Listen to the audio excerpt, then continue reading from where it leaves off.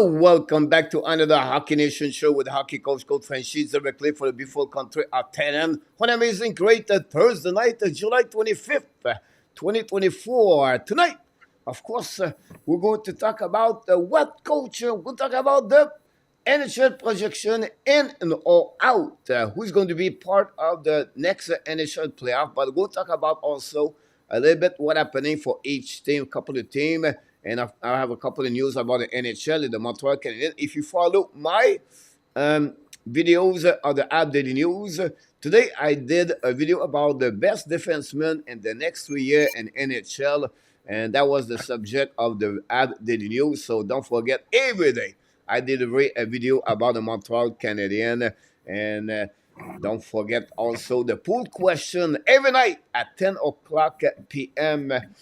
We have a question about the Montreal Canadiens. Yesterday it was about the captain of the Montreal Canadiens since 2000. Which one do you prefer the most? And it was between, of course, Shea Weber, Pacioretty, Koivu, Giordana, Brand Giordana, Tiana, and then we have also so far Koivu is the number one with Nick Suzuki, part of this question. Now we have a couple of people knock the door. We have Nhl Tap back in the house. We have Mark Elliott. Welcome back. For you is in the house tonight. We have Roy for Bangkok, knock the door also. Don't forget, guys, to click on the like. Dan Asham with a beautiful comment from Winnipeg, Manitoba, is in the house tonight. Like I mentioned to you guys, we're going to talk about the NHL projection for part 2 of the week. Tuesday, we talk about, again, with Marco Enartap and Marco Devlano about the projection of NHL. Now, the next show is going to be Sunday night for the Montreal Canadiens report, or the weekly. Let's talk about the Montreal Sunday night at 8:30 p.m. We invite you. And then next Tuesday, guys, we'll talk about the NHL. Try to get for the rest of the summer the Tuesday night show about the NHL. And the Tuesday is going to talk about the prospect for the 2025 and also some kind of breakdown for different division. So, example, Tuesday, we're going to talk about the Atlantic Division. We're going to get a breakdown for each team, the 8 team, what they look like for the upcoming season and a long term. So don't miss that show. It will be Tuesday night next week, following by Wednesday night. Every Wednesday, we talk about the App Notebook. And Marco Rabi should be with us for the following show on the Montreal Canadiens next Wednesday. Now we have the mail bag. We got a great question, a couple of great questions. I looked about the email a couple of hours ago. And what to do this? You send us an email. We're going to respond to your question live or directly by email. And then you have to send this to askcoachfrenchy@gmail.com. This is a way to get the mailbag. And sometimes maybe recording a video, maybe with Marco in our tap, and to answer to your questions. So this is the place to be. And don't forget to subscribe, sharing this with your social media. We're just growing. And my number is not right anymore. It's not 8150. We look like we are at 8155. So slowly, populate the right way. We do the right things. And don't forget also to click on the like for every time we turn around the live streaming or to do the video recording. So thanks again to join us tonight. Hopefully an amazing, great day so far. Let's see what we got here. Patrick LeWhite knocked the door. The PLW is on the door tonight. We is bit talking about the Kenya. The Kenya. Well, interesting about this. The marathon Kenya. About this, it looked like the Summer Olympics start Friday. I'm not too much into it. I don't know, gymnastic and swimming and I don't know, something like that. I'm not into it. I feel like it's also in Paris, dans la ville de Paris, dans le pays de la France. I don't know. Are you going to watching the Olympics? I'm not to it. Anyhow, Kenneth from Thailand is in the house. Kenneth with his beautiful wife. Hopefully you're doing well and you're great. You have a great Friday morning, Mr. Kenneth. When you next time you're going to visit Pattaya with Kenneth, by the way. Ajay Calabro knocked the door tonight. Thanks so much for the news. We're going to talk about this in the next couple of minutes. But we can wait. I'm not alone. Let's follow you guys. Welcome back from Nashville, from Edmonton, and then from Hawkesbury. Are back in the house tonight. I'm talking about who? I'm talking about Marco Rabi, Randy Walkman, and of course, Mr. Marco Dividendo. Welcome back. Well, first of all, Coach, you didn't say I was from Edmonton, did you? Yeah, I may be slight on the Edmonton, right? That is a swear word. Yeah, I slight on that one over there. And So, Mr. Coach, you're not James, going to watch the game? James 007 is in the house. Welcome back. James is your neighbor, Marco. Was close when you were in Ottawa because he's at Ottawa, but is back in the house. I was just thinking about him. We talked about Yeah. you, Vinny, 2 days ago because we have a new 007 in the chat. So we have two double 007. So welcome back. Everything like that. Here you go. Kenneth will be visit Pattaya. Let me know, Kenneth, about this. So start right away, Marco. Tell us a bit more what's going on. Yeah, good to see Vinny in the chat. It's been a while. Good to see you, Vinny. Coach, I'm shocked you're not going to watch the Summer Olympics. Like, I think Patrick, I wouldn't put too much money on Kenya, but we'll see. Like, it should. I don't think I would ever bet on the Olympics. Like, it's just amateur sports. You never really kind of know what's going to happen there. But I'm pretty excited for the Olympics. Like, it's They have a new it's one of my sport like the pétanque. The pétanque. It's national no. in France. So is it part of the Olympics? La Well, pétanque. Coach, I'm surprised you're not into the field How is hockey, right? Like, you I could was gonna watch the say, field like maybe hockey. field or floor hockey. Yeah, field I don't hockey's know. fun. I It's don't going know. to be fun. The It's going last to be time I see the Olympic was Sylvie Fréchette. Yeah, is that in the 70s? Is that in the 70s? I don't Sylvie think so. Fréchette won the medal on the swimming pool. So what is the Synchronized swimming dancing or swimming pool? What? synchronized swimming? That was the last time about that. Is it Gaëtan Boucher won? Speed skating. That's wind. Gaëtan Yeah. Boucher was that one over there. Someone was good Winter. on the shooting. I don't remember. But no, I'm not really into There's some the good- Olympics. Who was great? This Pierre Le Coubertin. all these great references, Coach. But if you're in the No, 70s, I wasn't. Pierre Le Coubertin is not the one create the Olympics.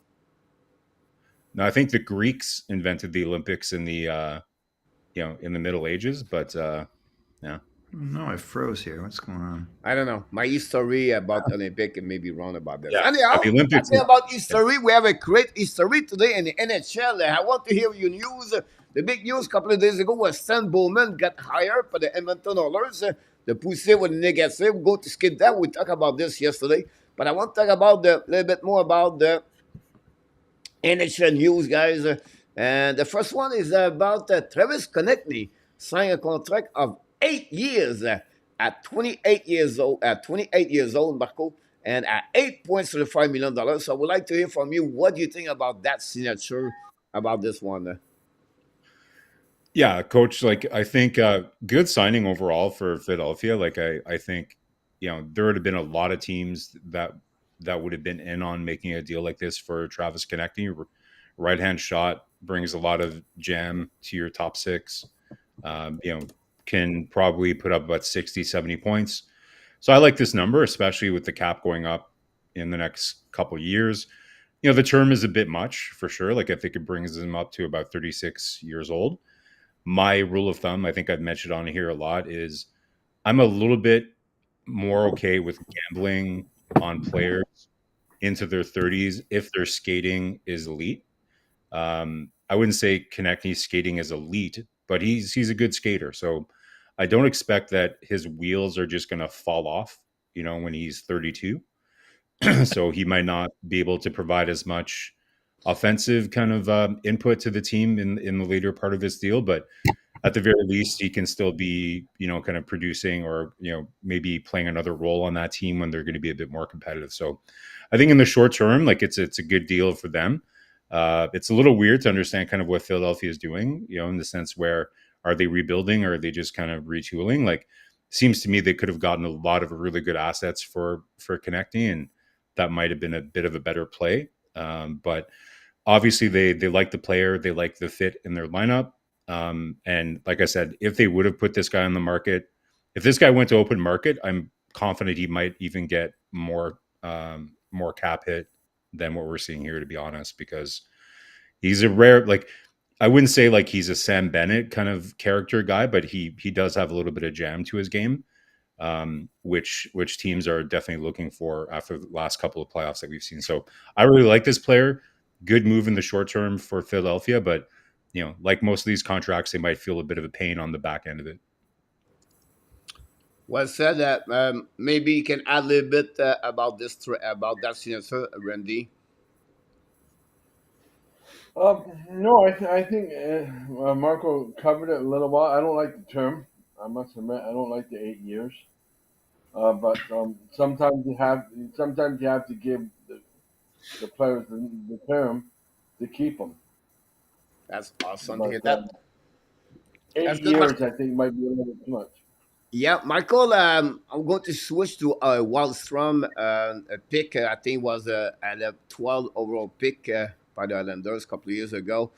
Came for the Team National USA, scored a ton of goals. His projection to play in the NHL was high. Never reached that level, that kind of expectation from the Islanders so far. Got signed a 1 year contract. So, what do you think about Wallstrom, and maybe the reason why, Michael, you feel like he's not there yet?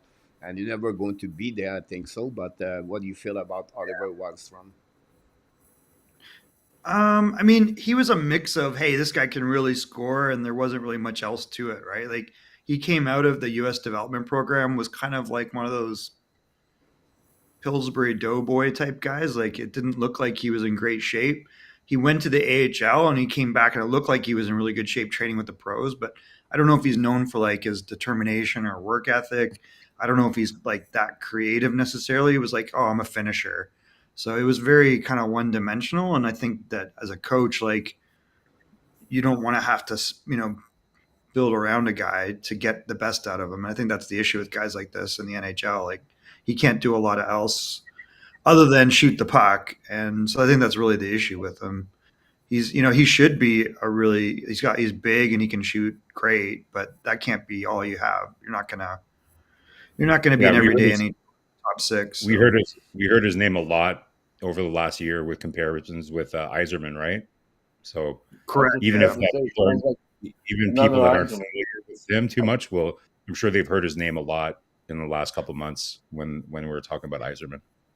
Yeah, and that's the risk with Yzerman. Like, I think he's probably a little bit better conditioned guy, and I think he's a lot more dangerous offensively than Oliver ever was. But it's still a risk, right? Like, if you see with Zadina, there's a guy that looks like he's got all the talent, and he just can't break his habits. He's stuck in what he is. So. Awesome to hear that. I'm going to pick quickly on the Bordelot. Got a 1 year contract for the San Jose Sharks. He's a bubble player right now, Thomas Bordelot. We'll see if he's going to make the lineup. San Jose have a great couple of great players upcoming seasons coming. We'll talk about that team, by the way, the next couple of minutes. Yager for the Pittsburgh Penguins got his 3 years contract. I believe he's a 14 overall pick, 2023. Great career, Marco, and the WHL with the number of the point he did over the last 2 years for him. And then the goaltender George, 57 overall pick by the Kings, signed his contract. Maybe Marco first talk about maybe the last two I'm talking about, and then Marco, I'm going to give you a question after that. So I mean, Braden Yager, he had a great WHL career.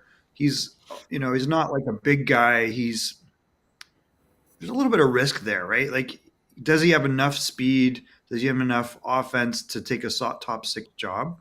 I'm not sure if you want him in the bottom six of your lineup or not. But, if you're looking at Pittsburgh, they need young talent. They need to inject guys like this. So he's probably going to get a legit opportunity to play with some really good players. Maybe he could play a third line role, but I don't really think that's what you want him for. Like, ideally, you're hoping that his offense translates.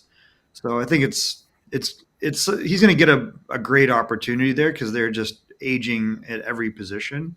So I Oh think yeah. that's the, he's kind of like, he's very comparable to a Zach Benson, like maybe not as well. There's a lot of similarities, I think, there. I think his puck battle, and his puck pursuit isn't as good as Benson. Yeah, where I he can think, play third line because of that. yeah, Benson is like, he's got a crazy motor on him. Yep. Yager for me is more, like I think he has a little bit of creativity to his game, but he's got a really, really good shot. His skating, is okay. Yeah. But he has the potential to be, I think, a good two-way forward in the league. Like he's got good hockey sense. I like this pick for Pittsburgh, and like Michael said, like they are absolutely thirsting for any entry level contracts they can put into that lineup to kind of add some skill and depth. So It's an understatement.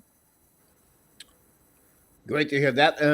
My last question for NHL before we go to the Montreal Canadiens news, we got Marco, and then after that, anybody want to add something? If you look about the national team, USA, the last couple of years, they produced a ton of players like Hudson, Matthews, and Caulfield. I can go all the way. But maybe I'm wrong, but I feel like they become really a talented skill player with their hands, hockey IQ, everything like that. The program is excellent. But is it me? I don't see a lot of them have a lot of grits. They don't have like a sandpaper with their talent. They have a big foot checker or big body like Kachuk example. Uh, is it me? I'm wrong, or is it or We're they never are going too to see focused? that again, Pierre. I What? mean, if you look at what the U.S. development model is, it's everybody gets a puck, and you're not supposed to work on systems. There's no forechecking or defensive skills. I'm not kidding. Like if you look at the U.S. development model that we're all trained in as U.S. coaches, and Pierre's been through it, there's no defensive skills. There's no such thing. There's no nothing without the puck. It's like everybody gets a puck. They want small area drills, and it's all about high skill. And it's, in a sense, they're right because they're producing, highly skilled players, which I think is positive. On the flip side, like if you ever get someone that is leaning on them, then it's an issue, right? Like that's, and the Kachucks are only the Kachucks because of who their dad was, and that was like a microcosm in St. Louis of like Jeff Brown and Keith Kachuk coaching them at 12. So Yeah. yeah, I don't know if it's anything. I get it, Michael. Like maybe their systems are more geared that way, but no I system. think, yeah, okay. Well, I mean, sorry, the You, development you program. are not allowed. You should not be teaching anything about hockey. Give them a puck and Right. teach them skills. But that's the whole program. If you look at the program, Right. So I get that, right? But I think a lot of, when it comes to a player that's combative or gritty, to me that's more of a personality trait or kind of a desire to win and to compete more so than something that's systemic. Like when you're talking about players like, the reason why the Kachucks are, and you look back at that trade with Florida and Calgary, and even though at the time most people thought that Calgary did really well, whenever you're losing a player, like, and we've heard that term in Montreal Canadiens land, like a unicorn, right? Like a power forward that plays gritty. Like there's not a lot of players like that, guys, in the NHL, right? That can play in your top six, play gritty. It's just not a really common profile. And when you find those guys, then you should lock them up and you should never let them leave your organization. So I don't know. Like, I'm not sure I buy into the U.S. is not developing gritty players thing. oh, they I are. think it's maybe, but like I mean, I've seen it firsthand, right? Like that's you can't touch people. There's a penalty. They're doing everything to take all contact out of the sport, and there's a mandate that comes down to coaches because most coaches are not experienced hockey people, and they've made a system which makes sense where there's not a lot of ice and there's not a lot of coaching talent to make it so that anybody can do drills and give people skills, and that's really the focus. It has nothing to do with compete at yeah, all, like especially away from. I'm not a coach, right? But to me, grittiness and compete level is not really something you need to teach or to, you Oh, don't have sure it is. like I get the well, it's something that you nurture and it's In something this that you day and age, encourage. it absolutely is. Like the kids are coddled, Marco. Like if you look at what all scouts and GMs talk about at the last draft when we were there, is the American factor, right? There's the prima donna. They want to call their own shot. They have helicopter parents, and they think it's extended from school now up to college and pros, and that's the U.S. factor. Well, I And think we're it's talking just about two different things there. Like, not really. all well, I mean, to me, play on the I and listen, man, I don't disagree with you. Like, I'm not a huge fan of players calling their own shots, and we can talk about helicopter parents and participation trophies. I'm with you on all that stuff, right? Totally get it. But like, to me, like, let's use McGroarty as an example, right? So he might be somebody that you don't agree with in terms of how he's positioning himself. You might not agree with his sense of self entitlement, but when he goes on the ice, is he combative? Is he competitive?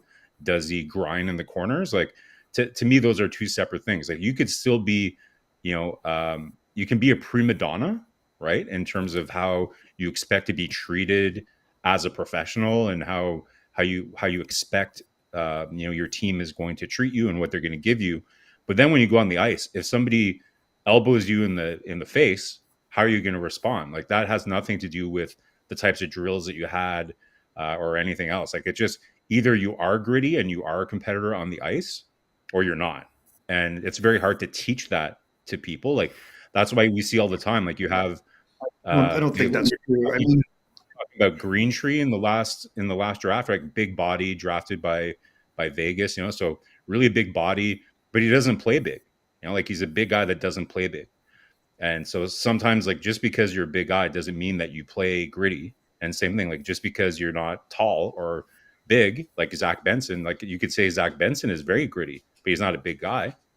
So not I American. don't know. To me, it's more about attitude than the type of program. But Okay. it's just, I'm just telling you firsthand as someone that's been a director of coaching and a coach and is schooled in the U.S. program, and you see kids in schools coming out of schools. The one, Dad said to me this, my kid wouldn't know what the hell to do if he got punched in the face. Like, there's nothing, there's nothing, there's no competition. Competition between boys is discouraged. It's looked at as toxic. And if you look at what's in the game, the way the game is reffed, it's like you can't touch anybody. And they're doing everything they can to do to take out contact from the game. and that's different from Canada. That's like, so you're not seeing that in Canada either? Canada's, I don't know. I'm just telling you what's in the U.S. program. And there's nothing like, you're not getting gritty. You're getting highly talented guys, but you're not going to get, naturally gritty guys that come out of it. That was the question from Pierre. I mean, Pierre, you could that because we have to move on. We have to move on. But I was just said, like, Michael, you know that for sure. Like, you regroup the best of the best at 17 years old, 18 years old, and then you only compete with USHL, and that's maybe the right. It's not like the talent is not the same thing. If the USHL, Michael, was the regroup the best of the 16 team and 8 team example, or the star of that versus USA team national, I think would be good. Still play with the university NCAA, but the hockey university is not again another way on the grits or on the forechecking or on the body check or physicality. If they will play against WHL, I think it would be great for them if they can play more game against the CHL, but that won't happen. But that would be That's never going to happen. Yeah, that's the problem they had about. But anyway, I think it was just a good point about this one over there. And when I was thinking about this, Michael, when we was in Vancouver, where it was it was not in Vancouver. Is it Vancouver when they pick all the Chicago? Maybe the one. I think it was Chicago when they get the Knight, York, Caulfield, Turcotte, on that year draft where then all of them is Turcotte did not pick it up out of all of them, and then Spencer Knight is not reached his full potential. A lot of thing about this. We're going to go before we got the NHL prediction, guys. The Montreal Canadiens. I don't want to go too deep about that. 3 news Marco, going to start with you about Dimitrov and then the rumor about Patrick Laine and the salary of Solomon Montembeau. So I have this for all Yeah. of you, and maybe all Randy and Marco can give us some feedback about that. So Marco, talk about Dimitrov update because we have a big news for the Dimitrov tonight. A little bit of red meat for a Habs podcast. Got to throw it in there to keep the appetites satiated, right? So on Demidov, like I think the big news, coach, I think you're referring to, if it's something else, and correct me if I'm wrong, but we got a report yesterday from the head coach in SKA that there's been a lot of communication with the Habs management team around kind of planning for Demidov's development next year. And I think the quote was something similar to the effect of, we haven't talked about anything about him coming to North America or to Montreal. We're just talking about what is the best way to make sure that he gets some minutes in SKA and everything else. So we know that he hasn't been at training camp because he's still recovering from that knee injury. And I know that, a lot of fans were, and including myself, I'm not going to lie, was hoping that maybe there was a chance that Montreal could finagle a way to get him over here this year. That looks increasingly unlikely based on that. Again, we didn't hear directly from the coach. It's a report that this Zoom call happened with the coach over there at SKA, but wouldn't be surprising. Like, I think for Demidov's development, I think most fans would agree that as long as he's getting some good minutes in the KHL, I think it's a good opportunity for him to play against men over there. Jumping straight from the MHL right to the NHL might be a bit of a jump for somebody as skilled as Demidov. So let's just hope that it plays out that way, right? Like he can get on SKA, play some important minutes, and then there's still a possibility, guys. Even if he plays the whole season in the KHL with SKA, then it's possible that he could still finish the year towards the end of the year once their season is over. If Montreal still has some games, then he could sign his ELC and then come over towards the end of the year. So that's kind of the news on Demidov. Coach, is that what you were talking about, that report? Yeah, it was Okay. the Dimitrov about that. He was back on the ice for the first time on the training camp today. So Oh, okay. interesting. Kevin. Yeah. Cool.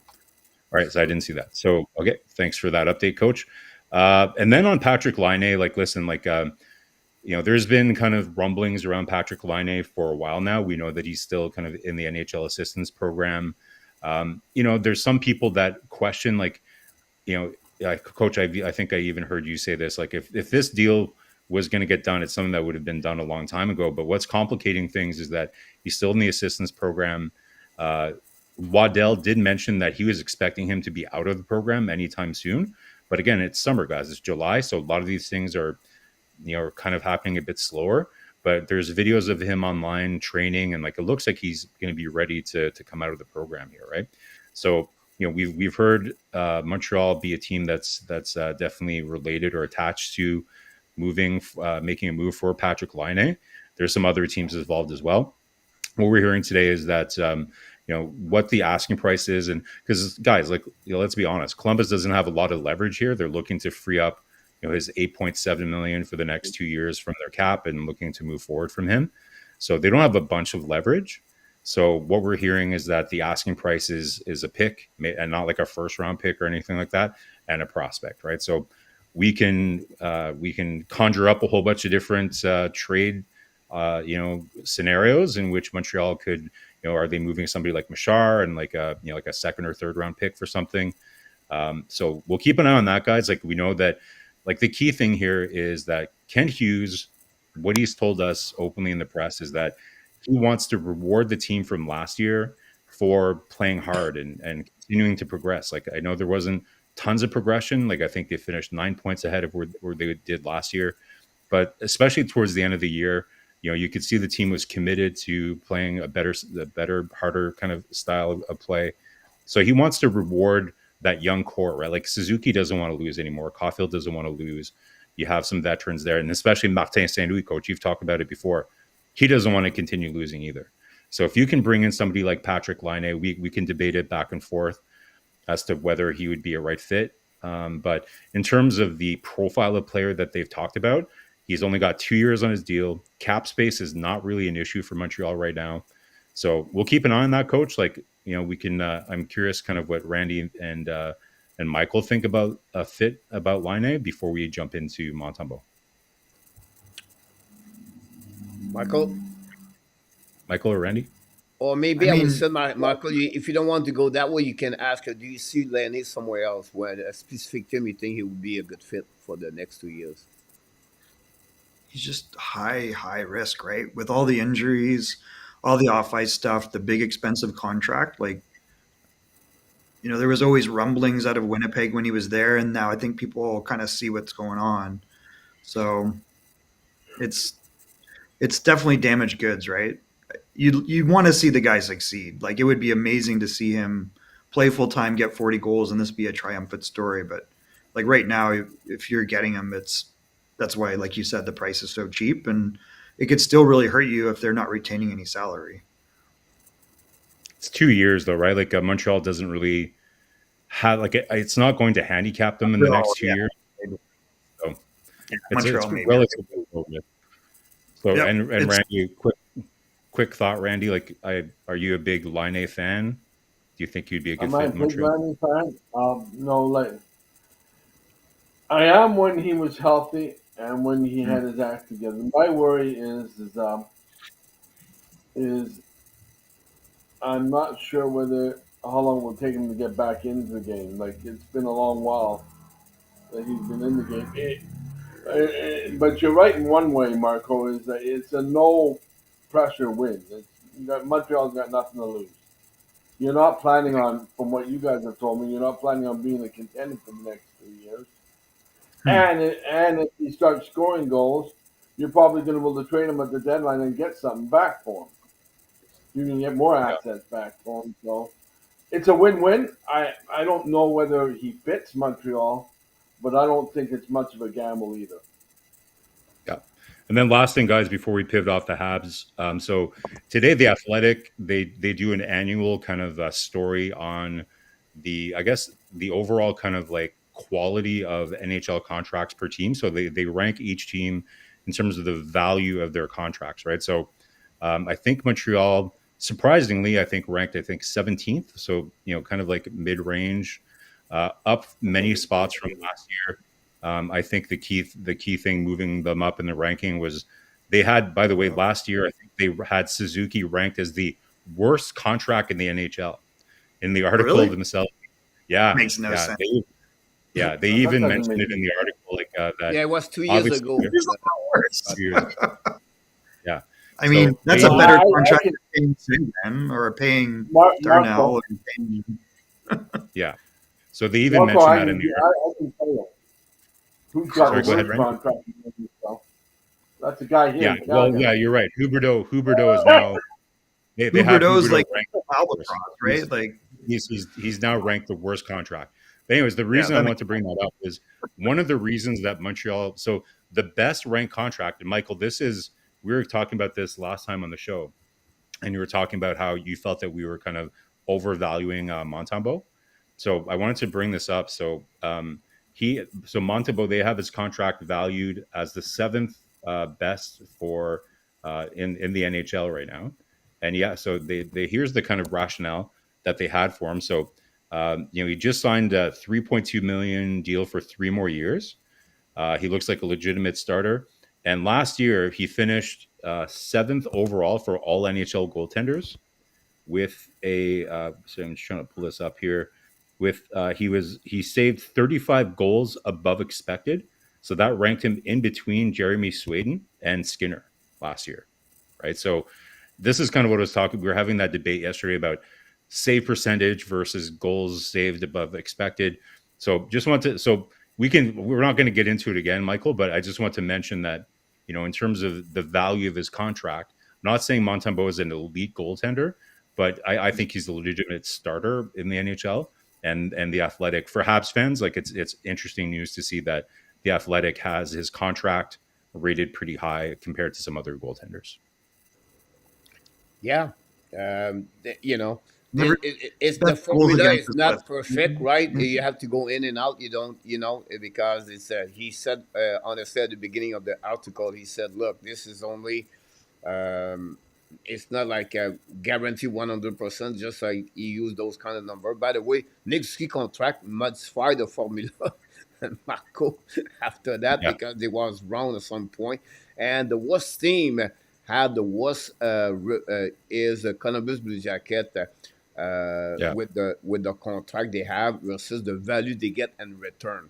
So it go also with the ages of the players, and the staff also have some kind of effect on the efficiently of the on that formula for them. So it's not always perfect, but this is the way you can follow a little bit the evaluation of the swim player in NHL. So this is true about Montembeau about that. So I don't know if you want to add something, Randy or Michael, but if not, we're going to do talking about the projection of the NHL tonight. That's what we got for each one of you of the fans in the chat. Don't forget, guys, to click on the like. We welcome everybody. RDP is on the one showing the show tonight. Hopefully doing well. RDP. Not about Buffalo tonight, Mr. RBE. Bob Ultraman is in the house tonight. Bob, welcome back, by the way. So let's go that way. And I'm going to ask you this question. Before that, NHL team regression by players. Hyman, Reinhardt, Coleman, Vedreno, Solars, Bronsois. So I'm going to start with Michael Devilano right there, and I'm going to ask you about Hyman. Do you think it's going to be the same, 50 goalie plus, or are you going to regress for the upcoming year? Yeah, I would say he goes back to the mean, like 27 to 30 maybe. And, assuming he's healthy too. I think that was like a once in a lifetime. He's a 1992. He's not going to. It's like, oh, this young guy is doing really well. He's not young anymore, like I just don't see upside there. I think he hit lightning in a bottle, and maybe he gets 35 or 40. I don't know, but I think more likely he's more like in the 27 to 30 range again. All right. I will go with Marco on Reinhardt. same thing. Like you know, you can't really think of any bad breaks for either Hyman or Reinhardt last year. It's like their shooting percentage was probably a bit higher than you would expect that it would be. So for Hyman, like I'm with Michael, 30, 35, I think is, you're playing with McDavid though, right? So there's a bit of a Maybe. premium or a bit of the accelerator that you can add to a guy like that, right? With Reinhardt, still going to be playing with Barkov unless they try and change that around. But over 60 goals, like even Matthews wasn't able to score back-to-back 60 goal seasons, right? So could he score 50 goals? Maybe, but I think even then, right? I think if you look at his numbers, he's more kind of like in the 30 to 40 goal range, and even that was kind of a reach. So if I had to prognosticate, like a safe bet, like if I'm Patrick LeWhite and I'm betting all my hard-earned money, then I would be betting more around the 40 to 45 range for Sam Reinhart. But yeah, still a great player, but I don't see him hitting 60 goals again this year. Good point about Yamo. The chat said, one thing is both players have a ton of goal on power play. And I think that's true about that. They increasing the number of the goal that way. Remember 2 years ago, the 52 goal of Chris Kreider never reached that level. It was always around 35 goals per year. And that year, he scored, I think, like 18 or 20 goals on power play. That increasing his first time is 50 goals. You can see this year he did not do the same way. So maybe Ayman and Renard is going to regress a little bit. I think I agree with both of you. Randy, I'm going to go with the Pacific players, both of them, Coleman and Vadrano. Vadrano reached his 37 goal, if I can recall it. And then Coleman finally getting back on the 30 goal after he have a great good start with the Devils before he got traded to the Tampa Bay Lightning. Did very well on the third line with them, with Igor. And then after that, he got with the Calgary Flames signed a UFA. Good year overall for Coleman. But what do you expect? Because the Flames are not at the same thing. So expect a regression, or you think it will be fine? Oh no, he'll score 50. No, I'm only joking. There'll be a regression. He's going to get that money. There'll definitely be a digression on Coleman. I think he'll probably go back to 20 goals, 50-point man. That's what he does. He's on this team because he's a leader. He wants to be here. He loves Calgary. He loves his players. The guy's a warrior. That's why we have him here. He's not 30 goals was a miracle. I was shocked. I'm planning on 20 to 25 for him. So, Yeah, I like. I'm curious, like Gary, like out of all the players that Calgary's flipped, don't you think Coleman would be a really nice addition to a team? Like to me, this guy, like he's won a cup, obviously with Tampa. We're talking earlier about players, U.S. players not being gritty, like and how rare it's to find players that could play with skill and add grit. Like Coleman to me has that all day and all night, right? So, would you be surprised that Calgary flips this guy? Like I know he's got still a lot of term left, but they could get good assets for Coleman too this year, right? What's his contract? is that 3 6 year. more years at 4.95 times 3. Yeah. It's pretty Yeah. cheap. Yeah, still got I think term. But the main problem is he's in his 30s. Keep that in mind too, guys. Yeah, So he's going to slow down. I interrupted you, Coach. Sorry, go ahead. no, that's all right. I was just said for Vedrano. For me, I don't see him to reach again 30 goalie plus with Yeah. the older, not the rookie, but the new player like McDavid and the rest.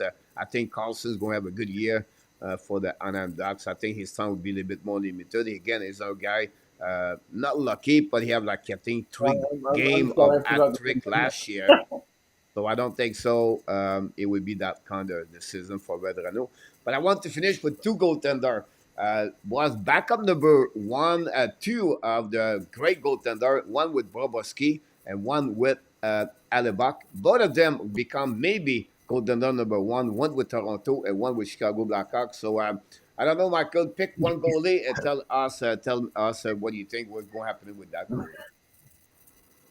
I mean, the most he's ever played in a season is 28 games, right? Yeah. So you better hope that Anthony Stollers is not your number one goalie. And ideally, he's a 24 to 25. He's a big guy, but he's very much suited to, that second tier of competition, I think. You're not going to want to play him more than 30 games. It's going to be kind of like how we had Alex Lyon, and you saw after he got into kind of 27 to 32, his play dropped off dramatically. And I think that's the risk you've got. Like he can be very, very effective in a short window. His career save percentage is like way lower than what he had last year. So I'd be shocked to see him in Toronto maintain or get anywhere near that. But yeah. maybe Ruby is his coach, so that definitely could be a significant change in how they play defensively. Yeah. But The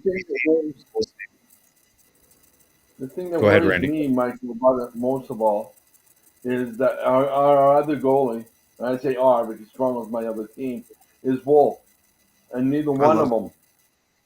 I love Wolf, don't get me wrong, but they're both young. I think he's going to I think that he's definitely got a lot. I mean, he's a lot younger, obviously. He's just getting started. He's got a lot of tons of potential. It's unknown, I just worry about him. Yeah, that's what I'm worried about. You need another goalie. Both unknown goalies. Yeah, Stevie, I think Toronto's I can just see 5 goalies and then 2. got 5. Yeah. I can just see I don't know. both worrying about their careers. I think the Leafs are probably looking to see if is Stolarz the next Adam Hill? Can he come in and from obscurity, relative obscurity, and just kind of rise like a phoenix out of the ashes, and just kind of be a guy that can play. Do we see him playing more than 40 games? Like you say, he doesn't have the historical to play that many games, but overall, if you look at Toronto's goaltending tandem year over year, I like this tandem more than Samsonov and Wool / whoever they had up there. At different parts of the year. Yeah, Campbell or no, that was Campbell, but So I don't hate that tandem. Stolarz had a really solid season, like you said, in Florida, coach. Like at times, definitely giving the ability for Bob to kind of take a seat and chill and get ready for the playoffs. So we'll see how it works out. But I think they are looking at him and hoping that he's another Adin Hill. How old is Aiden though? Aiden's a little bit younger, right? Because he's like in No, 30 or 31, I think, isn't he? Is Aiden up there? no, no. I think Stolarz is like late 20s, man. No. 28, I think. He's a 94. Anthony Stolarz is 30.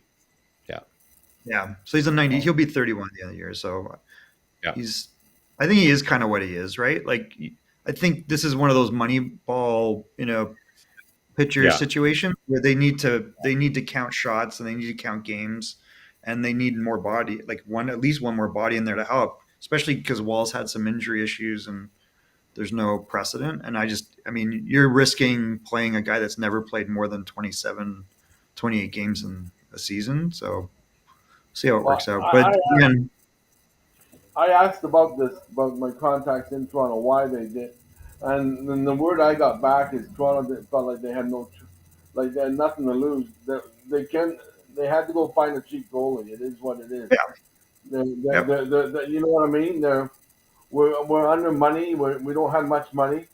We had to find a goal, and he was, frankly, the best, cheapest goalie option in the league available But guys, this year. don't sleep on Matt Murray. You got Matt Murray as your third Man. guy, right? So, I sure I am was glad really you're too far away surprised from there. me, so I can't hit you.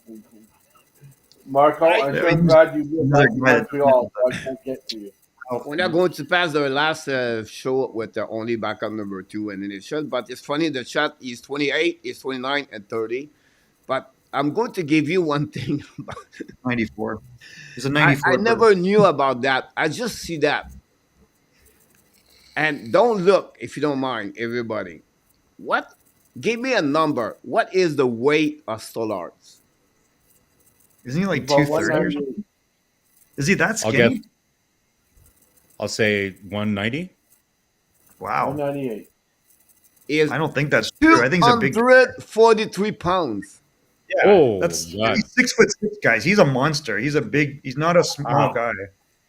Holy shit! He's a. Wow. Yeah, I didn't look. He's 243. That means he's probably 250. That's like like having Dustin Bufflin as your goalie almost. That's like Robin Leonard, maybe 40 pounds Yeah. less than. This is fucking. It's rare. I see 240 in NHL. Like, this is rare. I mean, he's 6'6". Let's qualify it. He is 6'6". He is a big. When Yeah. you see him, he's But a big still, off guy. still, Michael, That's a lot. That's And- really heavy. he's more like a linebacker in the NFL. Like, right? It's like When you say Imagine he's the 6'6", I hope he doesn't play the reverse VH like some of those other goalies. he That's a is lot of 6'6", Michael. How big? How close is that size? Isn't he? yeah. Your I prospect. guys, go to move on quickly. We have all the teams to talk about. We have about 40 minutes. I don't want to keep again a long night for everybody. I'm going to go by division. I'm going to give you one of each one of you, and then we can go from that. I'm going to surprise Marco on that one. I'm going to give you Chicago and the Color Avalanche. What do you think about the modification? And then maybe Randy and Marco can add something about that. Talk about the little bit of breakdown of the team during the off summer. I know Chicago had a ton of new players. And what are your expectations for the coming year? Yeah. So looking at Chicago, like I think the exercise or the movement to add a couple more players to surround Bedard, like you saw what they did the year before, trying to sign Corey Perry. We know that didn't quite work out, but also Foligno, bring some guys to kind of be around Bedard. So you see that movement kind of continuing here, almost to the point where you have some people kind of, second guessing or questioning Kyle Davidson a little bit here in terms of what is Chicago doing, but I like it, you've got Connor Bedard. So, why not try to, give him some players to play with? So they go ahead, they add Tyler Bertuzzi from last year. They got Teuvo Teravainen that they add. And then don't forget, like they played almost the whole year last year without Taylor Hall as well, too, right? So all of a sudden, like you're looking at your top six. Kurashev played some, decent minutes. He did. Really, He played okay. yeah, absolutely, for sure. So looking at Chicago, like really the only thing is a little bit of you have Frank Nazard that came in and played some minutes towards the end of the year. So I'm assuming he'll probably get into the roster again this year. So my big question with them is, if you look at, they have Athanasiou as their second line center. I just don't see him playing center. I didn't, so, Jason Dickinson's had a really, really strong year last year. They have Mikheyev that they added.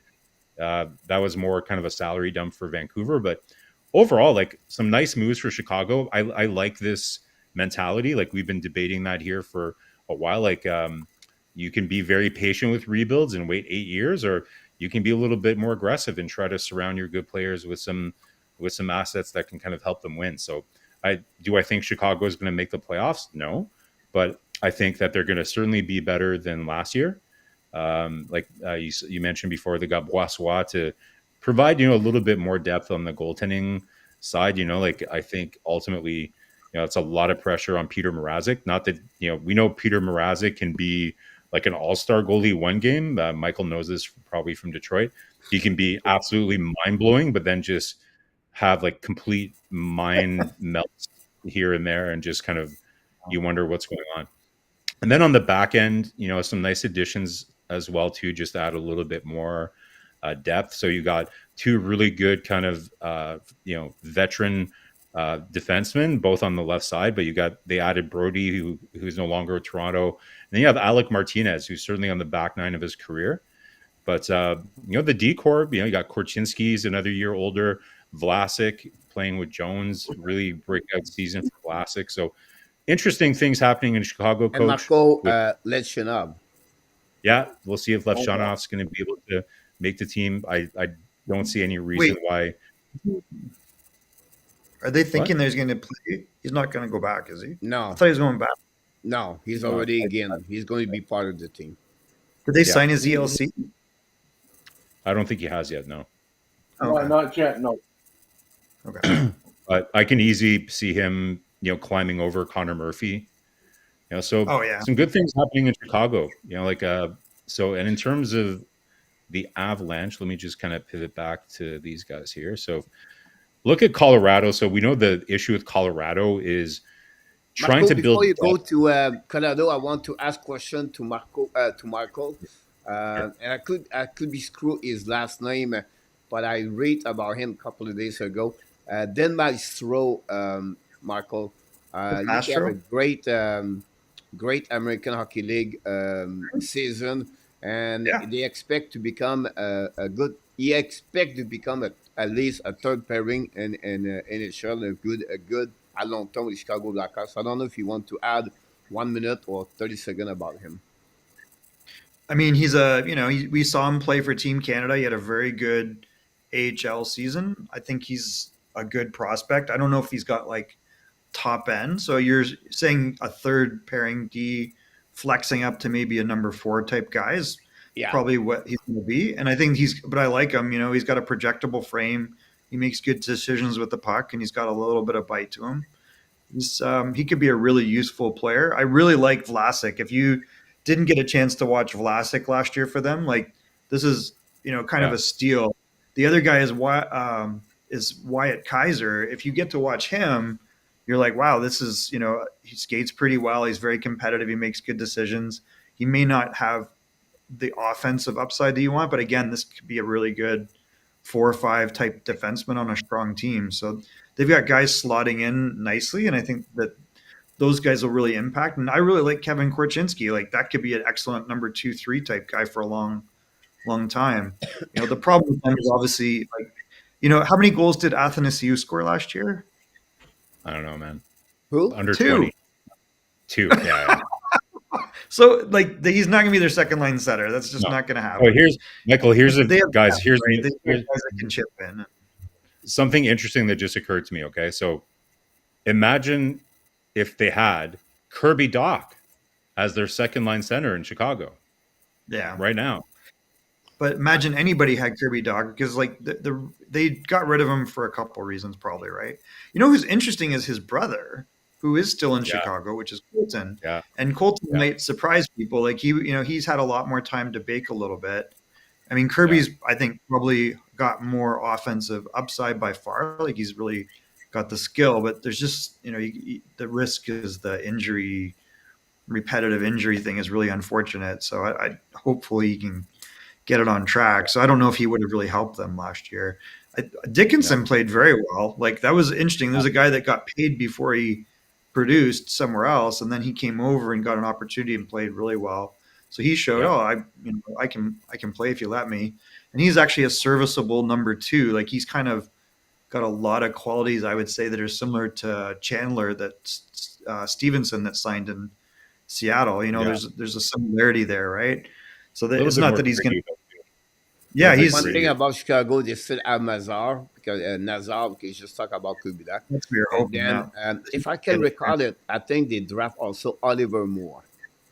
Oliver Moore is real like whenever Oliver Moore is ready, you're excited. Like he's got size and speed and can shoot, and he could be a real difference maker. And you've got another guy there that's got a real asterisk, which is Taylor Hall. Like he's just another guy that's bitten constantly by the injury bug. And I think I was reading, Michael, a report that said Oliver Moore is the number 2 prospect rated in Chicago.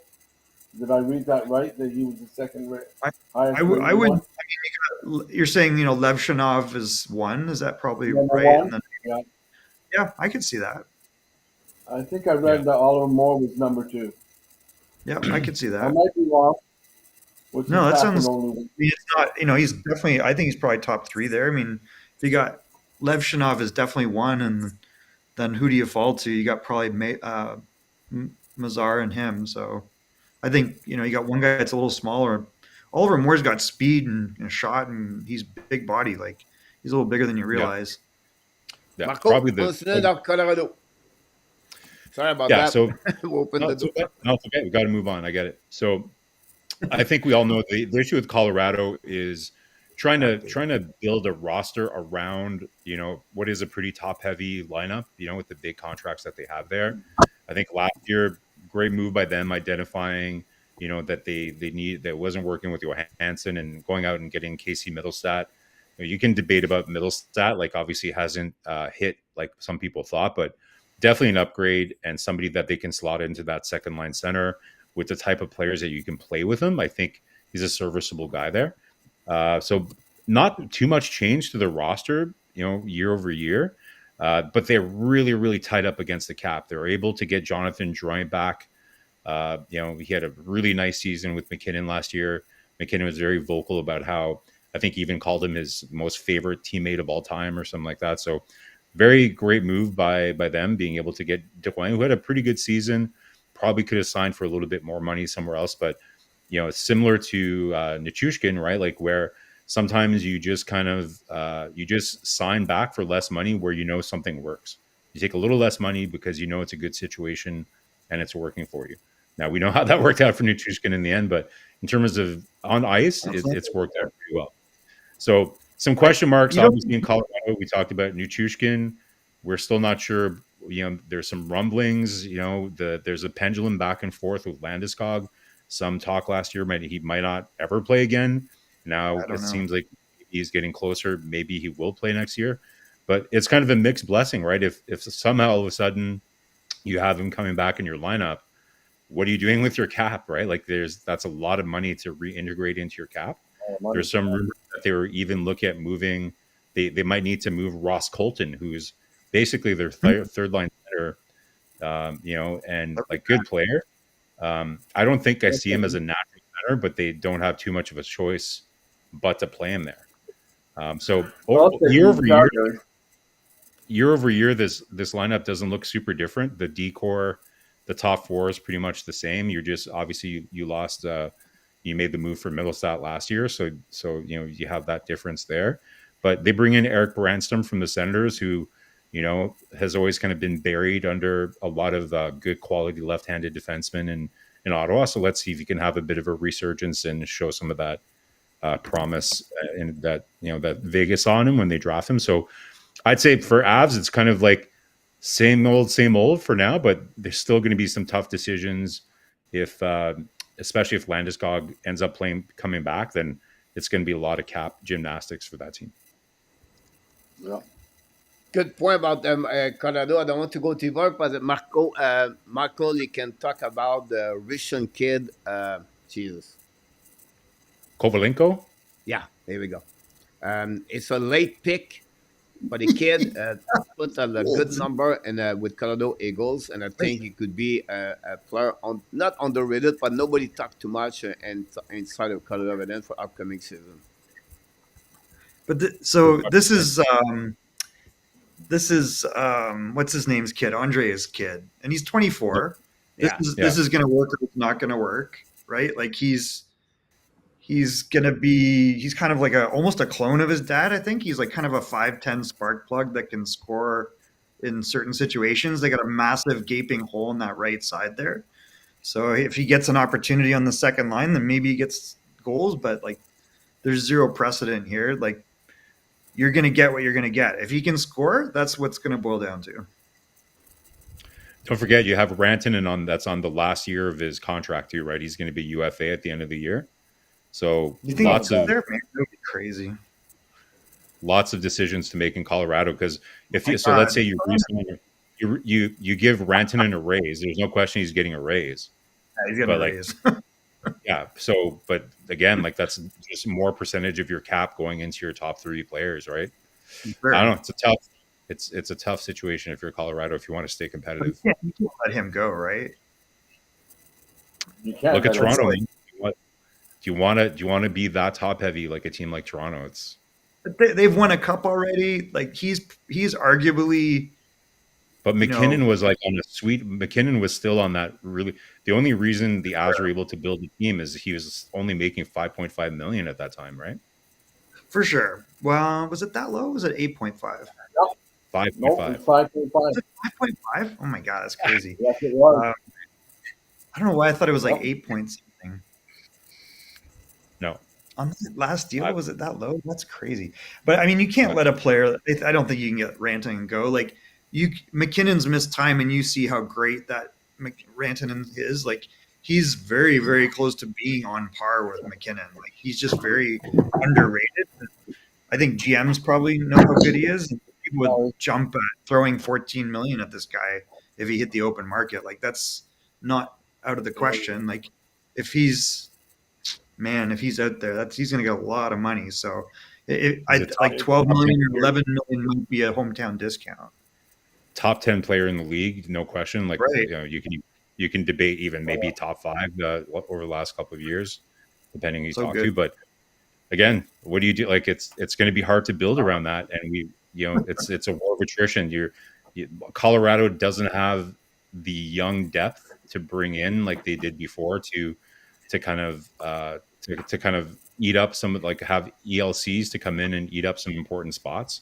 Like they had to move away from New Hook and players like that. So I don't know, it'd be interesting to watch.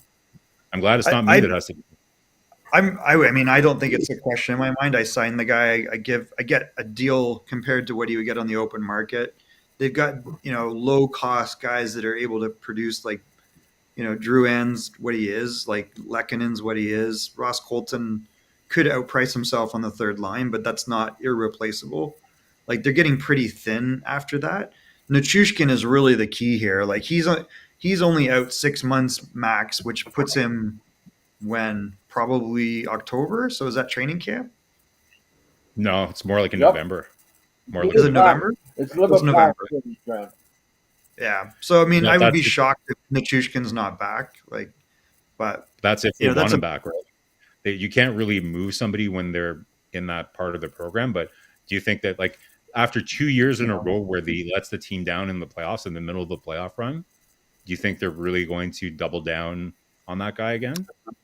I don't know the situation. Like I don't know if he had some weird Okay. circumstance there in Seattle, Okay. and I don't know what the like is it a just that he violated conduct by going out or It's and was cocaine. caught drinking. It was Cocaine. coke. Yeah. So, man, it's such a problem, man. Like it's so crazy, but that's been a problem forever, unfortunately, and I don't. Yeah. Man, that's Great point crazy. about that. I just want to mention my concern for me is Casey Middlestad. I don't know if you do you think a center number two an NHL a 57 point, 55 point, never reached a 60 point. Is it good enough? as a center number two. I know a center number two is not only point. I can understand. Never reached a 20 goal in NHL also. Yes, he's only going to be 26. I can understand that. But is it good enough to be a kind of center number two and to play? Because I don't see like a lot of grits on Mendel's side. I think he's a good player. I think Marco, they remember he was drafted We Buffalo drafted him. from the high school in Minnesota, right? We drafted Right? him. Like he was an Everett Silvertip like listed player. So we went through everything that I described to you before with U.S. players with him, and he delayed his development by going back to play with his buddies at high school and play part time in the USHL, and he didn't develop, and he's just a soft boy. Like it's now, if you look at his game, that's what he's like he's like a boy, right? He just, but I will say he under Granado he improved, and he's always had super skill set, and I think he's probably better shape than when he first entered the league physically, which is a big thing for durability. But he's got the skill, and I asked myself, is he better than Comfer? And I tend to think he is, because Comfer can never fix that second line, right? And that's the same issue in Detroit with him. So I think it's an upgrade. And he does some defensive things better, at least he did under Granado, and you want him to keep doing those things than he historically has done. So I think it's an upgrade. I think it's probably fine. And you can play him if someone's out with higher skill players, and in a short window, he'll lap it up. And you can't afford a higher end second center. Yeah, there's just no way. Even if you wanted to even if you could get one, you can't pay somebody $7-8 million as a second line center. Like Nick Suzuki would slot great as a second line center with Colorado, but they can't afford that. Yeah, and I think that's the dilemma on a lot of teams, right? So we see that, and, if you get a guy like him, like a Chandler Stevenson, anyone that can get kind of 55 points and do a few other things and flex up because they can skate and have some decent skill when they need to, but you're just not going to rely on them every day for that top end role. The risk is you get a guy that isn't really, there's better in third line, right? So you want the other way. And I think he's on the higher side of the second line than the lower side. Yeah, I agree. Let's move on with the next one over there. And I'm going to bring Randy on that one. I want to talk about the Flame and the Canucks. Randy, give us a little bit more what's going on with the both teams, what's happening during the off season. And then I'm going to give you Marco the Vegas after that. So give us a little bit more breakdown, Randy, if you don't mind. Oh, what's going on with Calgary? Well, I'll give you an interesting information that not too many people know. The Calgary is pretty much waiting on re-signing Kuzmenko. He's gone. If he decides not to sign, Conroy says bye-bye to anyone on the final year that won't sign an extension. He's gone, and they're willing to talk about Anderson on trades. Yes, they're willing. They're not shopping him, but they're definitely listening to offers. Canucks. Well, if you want more information, Randy, can you? So, I guess what we want to talk about is, so other than players that could get moved out, can you give us what does the roster look like compared to last year for Calgary? A lot more younger. They're gonna have a lot more younger, and it's interesting that you brought that up. And when Michael comes back, I'll ask him. I can't pronounce his name, so I'm not even going to try. Is the new defenseman that we acquired from Vancouver in the Lindholm trade? Go ahead and try to pronounce his name for me. Miromanov? No, he's the Ontario defenseman from Vancouver. I can talk about Michael, the defenseman that we got from Vancouver. Sorry. I can't pronounce his name right. He played in Ontario, and it's interesting. The reason why I'm bringing him up, did you guys realize that Calgary now has the rights to the two highest scoring Ontario defensemen in the OHL? All right. You're saying Second, Parak? Pekera, Correct. correct. He led the league. He led the Yeah, league. 93. But if you look at the guy that 96, and the next guy got 93 Nice. points, he's also under Calgary. He's the one that we acquired in the Vancouver Canucks trade. I can't pronounce his name. He's an American. For Yeah, Lindholm, you Brozon Swiss or Brozon. That's right. And he got 92 think? points. Oh, yeah. And the Yeah, reason, like- and the reason why I'm bringing him up is because Conroy was interviewed about him, and he said something interesting about him. What he said is he's definitely playing in Calgary, but it's up to him where he plays. Which Calgary? Yeah. Which What is his Calgary name? plays, it's up to him. Why am I blanking Howard, on who you're talking? let me pull it up, guys. Give me a second. I can't pronounce his name. I'll just give it to you. It's Okay. Fun. starts So with we're- a B. How did you pronounce it? Hunter. Oh. Okay, I got it here. Hunter Hunter, Brustowitz. Hunter Brustowitz. Oh. Yeah, he's He had interesting. 92 points last year. Yeah, I don't know. And Conroy said he's open to it. The He's an problem that we have overager, is right? Like he's he an was hired- overager. he got Yeah. hired. Yeah, he's an overager. he's So 20, Randy, it's he's not in abnormal he's for in him. It's not abnormal for him, He's Randy, to be so high scoring in the OHL because he's a bit older than some of the other guys there, right? So Now, some people said that, but if you look at his stats last year was his highest year, and that's true. But the way Conroy just really likes the way he's able to rush in the puck. He's a great passer. He loves his access on the power play. He thinks he can help us on the power play. Likes his skating, and it's interesting. They talked to London. I can't remember the team they played, but the Flames talked to London and asked London to try to help him with his physical play. The Flames wanted them to try to get more into the and exactly what Michael brought up. Are you saying a youth development player is soft? Yeah. Randy, I do have a question about the Flames, though. So Are you saying you can coach that?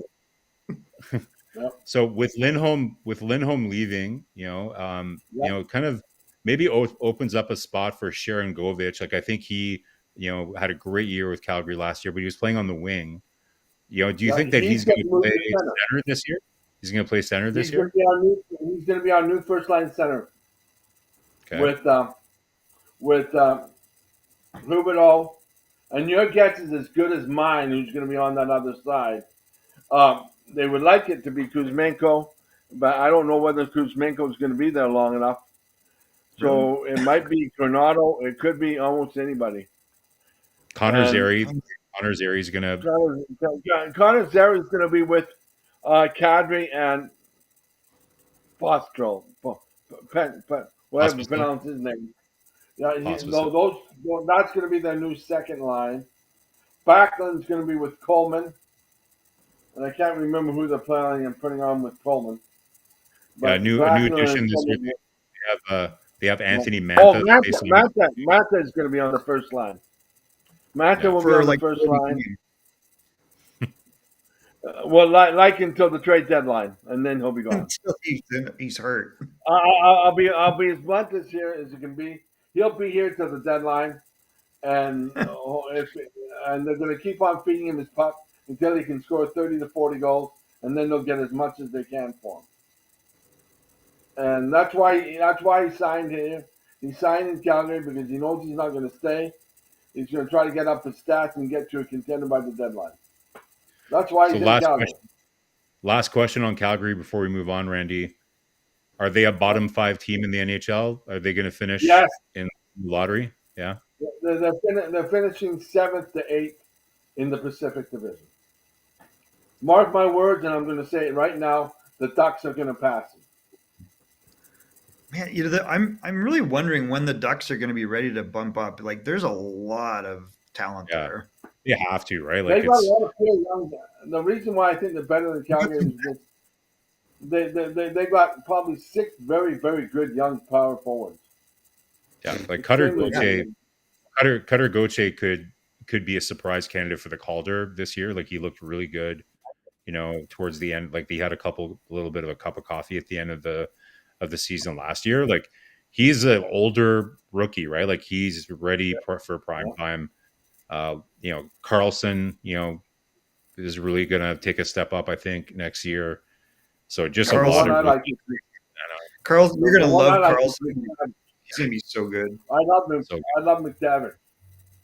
yeah, McTavish McTavish too. is a monster. McTavish is like, okay, you want to talk about the best second line center in the NHL in a few years? It really could be McTavish. Yeah, He's so gritty, and he's got skill, and that's a guy whose dad was like a ham and egg pro, right? And he got that from his dad, but then he added the skill piece. Like he's so much fun to watch. Like I love that guy. He's going to be if really. You're asking me, I didn't. If you're asking me about the Canucks, what can you say? I mean, they lost Zedorov, they lost Lindholm, and Lindholm never really fit there. But I'm sorry, they still got tons of talent. They got Bozer, the 45, 50 goal man. They got Peterson. I mean, they got some guy on defense. What's his name? I think his name is Hughes. He's not bad. He's okay. I think he's not bad. Coach, I think it's a nice boy that in the plans we saw what happens to a nice boy. The thing I want to say about Vancouver, they may have the best goalie combination in the Pacific Division. I'll say that right now. They're the best goaltending combination in the division. Demko and the kid, the Silver. There's nobody near him. There's nobody near those two. There's those two, and then there's everybody else behind them. Nobody's even close to them. My question, Marco, if you don't mind, my question it would be: do you think Arlander can score again 24 goals, and then you think Browser can score again? We don't talk about regression earlier. We talk about regression. Do you feel the same way with Brock and Arlander? I think it's two players have a little bit a better season. I mean, Hoaglander's weird, right? He's got like no assists, which kind of surprises me. Like he's like a Cy Young type guy. He's got good skill, and he's still – I don't think he's very old. Is he 23, 24? He's 23. 23. So, yeah. And Besser, I don't know. They were always talking about trading Besser, and I never understood it because he's just like a really versatile player that can play top six, and you're not worried about having to pay him like a top three, but he can produce when you need him. He's got like a little bit – I don't know. He's a special player in some ways. Like, he's one of those guys he's like a Tyler Toffoli plus or around there, like, and they 100%. always get underpaid a little bit. They always produce over what you expect them. Like, I always liked him. And I mean, JT Miller is such a crazy, weird career arc. He's a terrific power forward. I really like him. Yeah. Like overall, you look at Vancouver guys, look at Vancouver, they, like I still don't, I don't know if they found somebody to play with Peterson, like depending on how you slot everything. So they add DeBrusk, which I think is a great add for them. DeBrusk, I think, is a good, it adds like a different guy to their mix, a little bit more physical guy. We know he could, he doesn't always play as physical as he should. He's another one of those guys, big guy, but doesn't always use that body to the same extent that you like. But I think it's a good addition. What I really like though, it's the depth for the Canucks, right? Like their third line, you could argue, is one of the best third lines in hockey last year with Terry, with Bluger, Joshua, and Garland. Garland, another guy that they thought was going to be. They were talking about trading him forever as well. And Garland, I think, was probably one of the best of their players in the playoffs last year. Like probably the best player for Vancouver. Yeah, he's got something, right? Like he's an interesting guy. He's like one of these little. He looks like a drunk Marty St. Louis, right? Like he's like, like what am I looking at? But when he goes, it's just like in his head, he's like, okay, I'm going to do this. He's got something. It reminds me of Ken Linsman. Remember Ken Linsman? He kind of reminds me. Yeah. It's like if you took Ken Kessel and like the Drunken Master and put them together, because he always looks like he's like coming off a bender when you look at him off the ice. You're like, What's going on with this guy? But man, he can skate when he wants to. He can shoot the puck. Like he almost takes it. He's a smaller guy, but he's like kind of tankish. Like he's got like a little bit of a barrel body, and he almost takes it like personally. The guys would try to stop him. I think the only thing with the Canucks guys is the back end a little bit. Like not much changes there, so they're able to bring back Roenick, which is a great news for them. I was going to bring up, the only thing I don't like about Ronan's contract, guys, is he worth that much money? Like, well, sometimes, my opinion is like you have a guy that just proved that he can play. Like your top defenseman Hughes shows that he's producing while playing with this guy, right? So you have a good fit with these two guys. So even if you're overpaying a little bit, then you're paying for a combination that works. So to me, that's good value. They bring back Tyler Myers, which is he's takes a little bit of a pay cut, but I think the biggest critique with Myers before was maybe his contract, but I think that's adjusted now, and I think that's good value. Yeah. Then you've got Carson Soucy as your number 4. They bring in Desharnais from Edmonton. So, if you're really talking about Vancouver as potentially a cup contender, I think you're still one top 6 player away and one top 4 D-man away from that conversation. I think they probably overperformed a little bit over last year, to be honest. The main problem, Marco, I have with Vancouver is I don't think they brought in a good enough second line. They needed a second line center. And they got Miller, so I don't know. I think that's pretty amazing overall. It's just like is either one of those a true number 1, right? That's true. For a winger. It's a winger to play with better. More of a winger. You're going to still count on Hoglander because you're looking at your top 6. You got Hoglander with Besser and Miller. You got Pettersson with DeBrusque, and they brought in Sprong on a value deal. So, another good plug. Yeah. So good. Sprong is such a weird situation too. Like he scores everywhere he goes. If you look at the coach, I don't know, coaches just turn on him. There's something about him that they don't like. Like he's a one and done everywhere he goes. He obviously has history with Rutherford, I think, in Pittsburgh. Right? Like, did he not sign him he traded for him or signed him in Pittsburgh, I thought. I don't know, when I watched him in Detroit, guys, like this guy has got one of the best shots in the NHL. And he's bigger than you think. Like he could be a really, really good player, but he's just doesn't have a big game. Right? I like his quick release, Michael. He can really shoot. I like his quick release player, but I think it's like when things got deep in the year without the puck, like coaches it's like a nightmare. That's kind of unfortunate, but he has an average. One thing, he is a finisher, right? 11%, really shoot. 14% shooting percentage. When you have those kinds of numbers, that's pretty good compared to that. He play an average 12 minutes per game. So for the time he is on the ice, he create a lot. I think his Corsi is at 50.3. It's not too bad. Above 50 is pretty good. But I think for what he play, I think he's going to add some depth inside of the Vancouver Canucks for sure. If you take him over Mikheyev, you save money. And I think that's a good thing about that. So we'll see what happens with Vegas. But the next team is with Vancouver. Is the Vegas.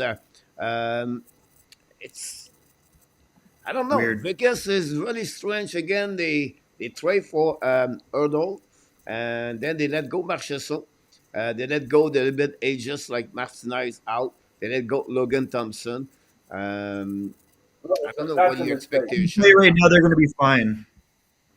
Like when I looked, I thought in my head, I'm like, no, they dropped it. You look at the lineup, you're like, oh, never mind, they're fine. Like Eichel, Hurdle, Carlson, Roy are your number 1, 2, 3, 4. And then the wing, you've got Olsen, Stone, Holtz, Kolasar, and the other wings like Barbashev, Dorofeyev. If you project Brandon Brisson, maybe, or Howden, like that's pretty formidable. And then you got Hanifin, Peter Angelo, Theodore as your top 3. And Vegas, they're always going to be in the discussion for adding to, right? Like, I would not put like a toonie on that. This is going to be the lineup when it comes to the playoffs, right? So, as long as they can No. get they're going to try to get into the playoffs, and then you'll see them make another move like they always do to try to bolster that. But I think you're right. Like they found good value in players like Alexander Holtz. Like nice. Yeah. I still can't believe how little New Jersey was able to get for. I can't believe Kent Hughes wasn't all over They that. really To be soured on that guy. They like it was really a fast discussion. Like it was kind of amazing last year. Like I really thought highly of him, but they were like, how do we get rid of this guy? so Well, maybe they there's didn't something like we it. like you have to like He's just Dorofeyev. They really believe he, in Dorofeyev too, right? Like they have. Dorofeyev I is think dangerous. He's yeah. Who's the definitely other dangerous. goalie with him now, guys? Who's You your got other Aiden goalie Hill with and him? who's the other guy? I can't remember. Who's the other one? I don't even know. You I guys think didn't bring Samsonov. this up very much. Is it Samsonov? Yeah, Samsonov. That's right. Yeah, well, who is Yeah. that Samson? Yeah, I've never heard of him. I've always liked Sam. I mean, I think he's I've got never an heard of him. emotional. Never seen him play. But he's, Not I think he might do okay there. not the right Maybe place what- for maybe Montreal. what- Like you need somebody with it's similar to playing in Montreal, right? Like you need that's why Montreal's been so careful who they draft. Like they're looking for a certain character and like psychological makeup to be able to withstand the pressure of playing in that market. And I think Mhm. Samsonov, like in Toronto, is just not really a good fit there. So this yeah, wasn't I a don't good see fit. why it could work well in Vegas. Like you have like Robin Leonard, also kind of a bit of a character that can be a little bit all over the place, and he had a lot of success there. So I could see that working out for Vegas pretty well. The D is You so guys- you good, guys- guys. They're like, it's crazy if you look at it. Like they're so stacked, really. I mean, Oh yeah, oh yeah. I still, you guys didn't bring this very much up, but I wanted to see what you guys thought. I think Washington Capitals did the sneakiest good move Maybe. in the offseason when they got Logan Thompson from Vegas. oh, I think I- that I was going to say the same thing. I agree. That's a steal. That's an absolute steal. And Washington may very well benefit from that. Logan Thompson. That's a good I do tandem, believe- right? That's a good tandem in Where- Washington. where's that You got guy from? Lindgren and Like Did Lindgren really and well. Thompson are very underrated, and like our coach Mitch Love is there running the D. Like that defense is going to be pretty locked down, I think, like more than in the past. And like adding Chikrin, and they picked up one other defenseman. Who's the other defenseman they grabbed? so many moves, man. I mean, let's go back and check. I mean, you've got Carlson, Chikrin. Oh, Matt Roy. So you got Matt Roy, Carlson, Chikrin, and then they already had Sandin. And like I And never understood moving Sandin. Like that, he's a very underrated guy. Like if he's your number 3-4, you're very happy. Yeah, if you have your Faravari as your bottom pair, then it's pretty good. I'm sorry to bring up the East Division again, Coach, but I just wanted to bring up the Logan Thompson part. And he's Yeah, that's- also from the greatest. He's also from the greatest city of the world, the Winnipeg. greatest place on earth. He's from Calgary, so he's perfect. That's the way Hey, it guys, is. Would you say that But maybe sorry, like Washington might be in the top 5 teams that had like maybe one of the best off seasons? Washington. Yes, that's Yeah, my I opinion. understand. I don't know if I'm I mean- wrong, but my opinion, yeah. It boils down to like, what do you get out of PLD, right? If he returns to Yeah, that's 27, exactly what 28 it comes goals, like I don't see there's any pressure on him like in LA. Like LA was like, oh, you're not a better person and a better player than Dano. We were wrong. Like Yeah. we thought we were going to play Dano on the third line. You're definitely not taking Angie Kopitar's spot. Go play in the third line. Oh, you're pouting. Go play in the fourth line.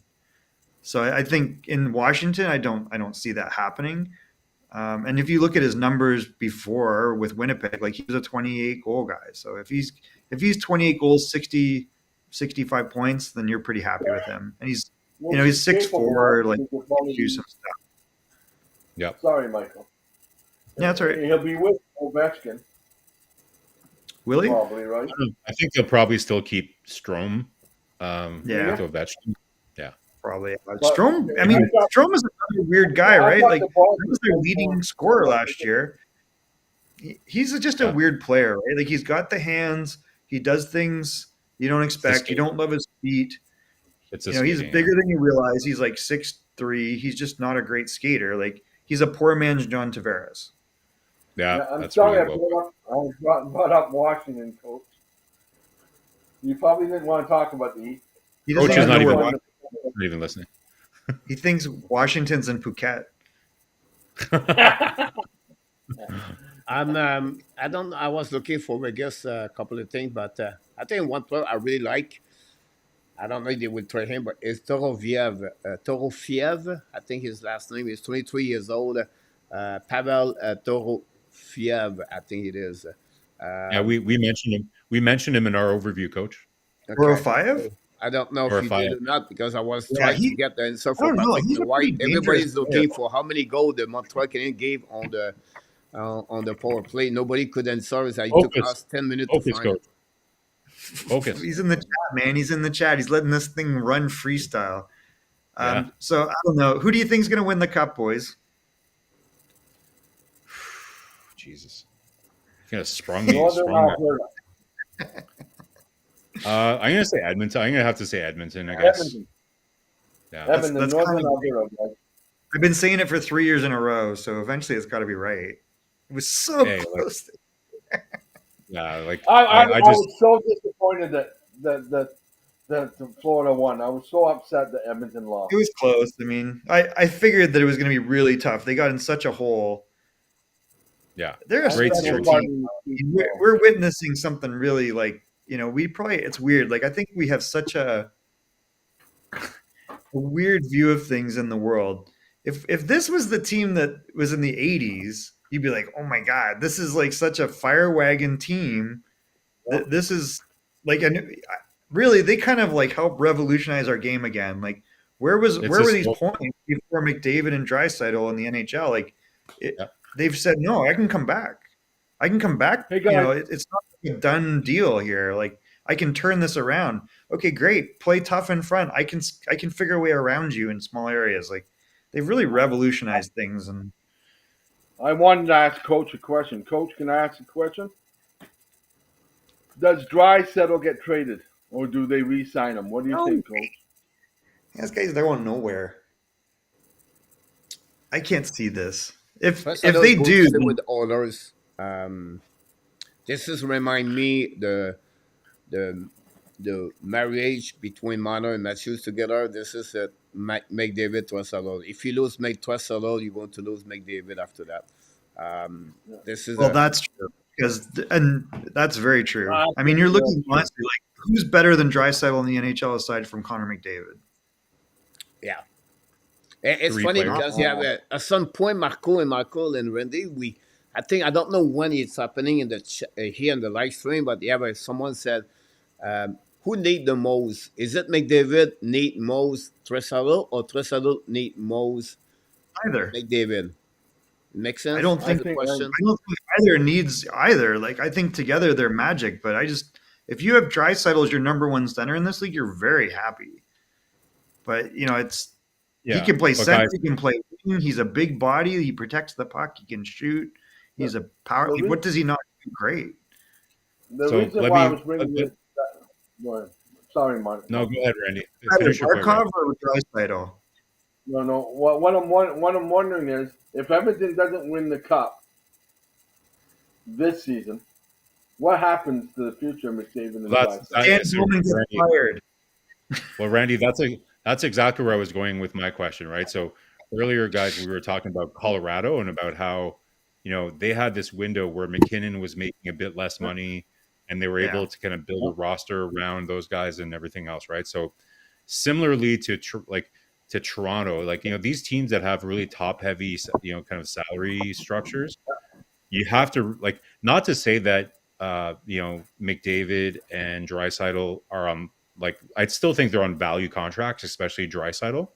It's not 5.5, but it's a value contract, right? So if they're not able to win this year, this is their window is in a sense here, even though I agree that they're going to be able to keep both McDavid and Draisaitl, I think it's going to be harder to build a winning team with both those guys starting after this year because Draisaitl is going to get a raise, and then after McDavid is up the year after that, right? So to me, this is kind of like a do or die for Edmonton this year. I think that we're not understanding how much the income is going to increase in the NHL, though, guys. It is. We're sure. at 5, and then what happens the year after is the question. It could be another 100. It's going to Like go up to it like could be $100. $100 million cap, right? Like Yeah, that's just where it's going to go. And some of these contracts are going to seem cheap again. yeah, you're right. I agree. And you could But I take still Ryan think Nugent Hopkins if you want in Calgary, because that's where players go to finish things out, like to pasture. So yeah. that would Be save some careful. money. I still think Also, there's a little. small It's a little bit of a market, pressure point for Edmonton, though. To For again, sure. like yes, I agree the cap is going up, but this is definitely a pressure point. Similarly to when like Toronto, their pressure point was in 2021, before they Yeah, had to extend Nylander and Matthews, and like exactly. I think the big mistake in Toronto is that after they collapsed against Montreal, that's when they should have been made changes there before it's too late. That's a Probably. whole other conversation, but so I think Edmonton for this year, but it's kind of do or I die. think what I really love about Edmonton, and which Coach knows I've been harping on Broberg for years, and I was like, this guy's really good, and I kept saying eventually Holloway is going to be really good, and my biggest fear was that they traded either of those guys, and I Yeah, was so happy when they hit the playoffs because I'm like, you could just see like there's something yeah. extra in both those guys, so I think that could be a big He was Michael. Yeah, he was They got tons. Hollowell was Michael, they number got one on my tons list. offers for Broberg. Hollowell was sorry. my number one guy. He was my number one guy for Montreal to target in terms of like a new hook or Doc Yeah. type trade. So he was my number one guy. And as soon as I saw that they played him in the playoffs, I'm like, yeah, there's no way he can be on my list anymore. Because So I think those are good news stories. I think they had a really good off season. I don't know. yeah, Are they one? Are they even like if you look at that D really even like people criticize. I don't get it because especially throwing in Broberg that really completes the top four. I Yes, it think does. I think there's a little bit like if you can play CC on your bottom pair, Get then rid I of think you're them. Yeah, or just yeah. get rid of. I'm saying if you can't get rid of them, then you at least have to keep them on your bottom pair, right? But they just keep Yeah, wanting to reunite I Nurse know. and Cece. No, it's So terrible. as long as you stay away I, from that pair, I can tell you who was happy when they reunited CC and Nurse, and that was Florida. Because Florida Yeah, knew they were going to score for goals. sure, Every for sure. time they were on It- the ice, the puck was in the net. It's just so weird. I don't ever understand that. Like he's just drives me Is nuts Nurse watching the him. most overpaid defenseman in the NHL, guys? Does he what? Is Nurse the worst NHL contract for a defenseman in the NHL? I mean, he's overpaid. I don't, and I think that weighs on him because he cares, right? Uh, He's worst case a really, really good number three. He's a character guy. He plays physical. He's got some offensive skill. He's just never going to be a big time offensive producer. He can't play in today's 1-2 spot. But if you got him a 2-3, then you're not too unhappy. And he I think seems just the contract is ridiculous. Like it was a stupid contract, right? So and Hughes, I'm and interested Hughes, in you. I'm to interested to see me, what the coach thinks. and Hughes was the agent for the agent, Darnell Nurse. oh, Yeah, that was his yeah, goodbye song. yeah. But, that To was a me, weird Coach, summer, right? Like it was COVID. what? And his numbers looked like he was going to bust out, but there's that interdivisional play really hid a lot of guys, right? Like it just doesn't translate for a lot of guys, right? The So worst thing then that happened. you had him, Seth Jones, and Dougie Hamilton all getting similar contracts. And the NHL is very much a copycat league because you're, especially in like whether you're going to arbitration or you're negotiating a contract, they're looking at comparables. And those Yeah. are the three guys being compared to each other. And on paper, What? you'd say, well, Dougie Hamilton's soft, but he produces 55, 60 points. Darnell looks like he can produce that. And he's tough. What do you want to, what do you think he's going to get? Of course, he's going to get 9.3. And that's All the right. Caden Gooley, like for Patrick LeWhite and other Habs fans in there. That is the Caden Gooley trap, right? Does he unlock the offense there? And like, Not a weird deal. yeah. If you So, have and- three, you're really happy. To answer your question about who has the worst contract in the NHL for a defenseman, hard to say that it's not Gudbranson in How much is he getting paid? Is he $4 million? 4.5 million That's not bad. for Gudbranson. Coach, what did you think? What did you You know think what? of He Nurse? keeps getting the same money, What did you you know think what? of He Nurse? keeps getting the same money, guys. Like, I think we don't understand what he is. Like, nobody's looking at him as a top. He can play top. He can play number 4 or 5, right? But he's a leader guy, and he's mean, and he's big. Yeah, He he's doesn't have mean, any. like none, But and he's like he's not. Calgary wants to be. the difference Calgary between wants him to and be Zadorov. So think about him and Zadorov. They're the same defenseman, except Zadorov shoots and gets 12, 15 goals. There's Better not skating. really much difference between them. To me, he's like a Bogosian, right? To me, he's like a Bogosian guy. Maybe A little at bit this point, meaner. yeah, he's mean and he's a character guy. And 4 million is like I'll give me 4 million and I'll play all the games and I'll do all the stuff. And he's maybe rather have him at 3.5, but So Yeah. for me, he is a defenseman number 5 and number 4. yeah, 4 or 5 It- ideally. right there. It remind me a lot of Kudos on his play. Yeah, Radko Yeah. Gudas, right? He's in I that think there's category. a kind of role he can bring on the table at Exactly. the table. I think if you have a guy like him on the playoff team, Yeah. I think that we're helping a big role at the third period defenseman. I think I that's the agree. kind of stuff.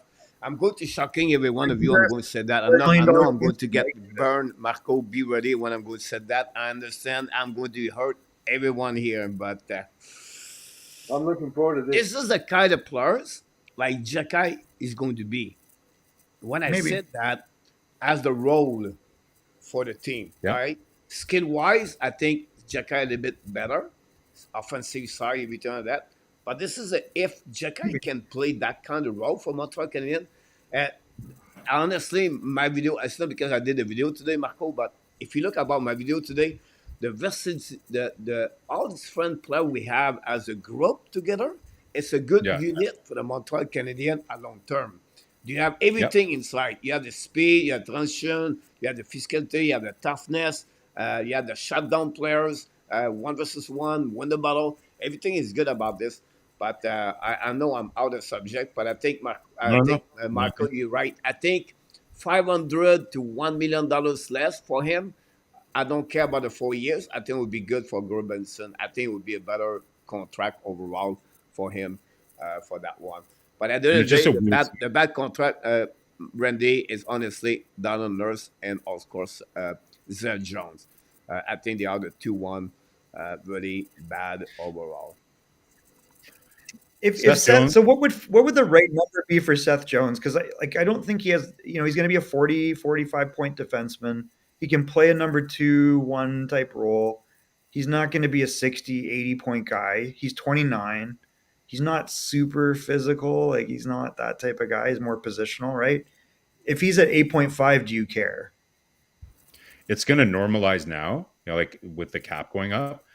I would say like both Nurse and Jones were the worst contracts in the NHL with a flat cap over the last couple of years and what they were bringing. But over the next couple of years, I think the value will increase and the exercise the Athletic just did in terms of value per contract. Like, again, the percentage of the cap will go down and they'll normalize a little bit more. I always bet on skating when it comes to any player, but especially defensemen. So I'm more in the Seth Jones camp, and Darnell Nurse. And you can't argue with Nurse's skating. Like, his skating is pretty solid. That's where I feel a little bit. Yeah, Gudbranson. That's where I'm a little bit more unsure. Is his skating, right? So no, he's not in that same realm though. He's getting half of the. No. He's getting less than half what those are getting paid, right? So it's like. When you guys were bringing out Bouchard on McDavid, the easy signings, you forgot one problem that Edmonton has. There was a defenseman named Bouchard. Is who? Remember him? Bouchard. Who's that? What about Bouchard should get Darnell's money. Yeah. Exactly. So they're going to have 40 million, 35 million. We're good. They're going to have he's going to get million more guys. He's going to be like, don't be surprised if Bouchard, he's going to be like in the 10.5 million. He's going to be like 10.5 million probably. Yeah. Oh my God, that's going to really be hard then. That's exactly that's why I was bringing up the point. But like you said, Michael, like you have to every agent right now that's negotiating long-term contracts, they're not looking at the $95 million cap. like They don't like you care. said, the revenue projections with all the betting stuff and the board revenue and all that, they're looking probably at like $100 million cap in the next 6 years. I agree. Right? So And Edmonton's, How much you know money do you think Bouchard gets, Coach? who do you think the top revenue team in the NHL is? Rangers. Vegas. I know about the value is Oh, the Fleur Not Panthers the right now, value, but the revenue. The revenue. the U.S. dollar revenue. revenue. Number 1 and 2 are Toronto and Edmonton at 280 million. Who are they? Like that's a shocking thing to me, right? That is the richest team in hockey next to Toronto. Like it blows my mind. So they can accommodate 100 million. They're like, please move the cap. Let's keep Yeah, it yeah. going. They're not Winnipeg. Well, who owns Like the not other? They're Winnipeg. not Winnipeg. Ottawa. Ottawa's 128 million, guys. How is Ottawa going to survive in an NHL with a $100 million cap? They need a new arena, first of all, right? Like they need to move What? downtown. That's the key thing. They need to Well, really what change this community there. They need to move what to another happens to city. Calgary? What Hey, happens hey, to hey, my oh, team if we don't get that new arena, Marco? What You're would going to get that. happen to Calgary? That arena's a done deal. We're getting that new arena, but what I'm saying is, what happens if we didn't get the new arena? in Yeah. Calgary? I'd be more need it. worried about Winnipeg as a Canadian market than Ottawa, to be Winnipeg's a honest. problem. Yeah. And not Big only problem. that, like No, The arena ain't getting any bigger, and people aren't showing up because they made the tickets really expensive, and it's not in a rich area really. The fans are There's mad. not- They hate the owner. corporate sponsorship is not going to be anywhere. Like with Ottawa, you're still going to have, some corporate sponsorship there. You have the federal government that's based out of That's there. all you got there. The problem there is just the fact that they're in Canada.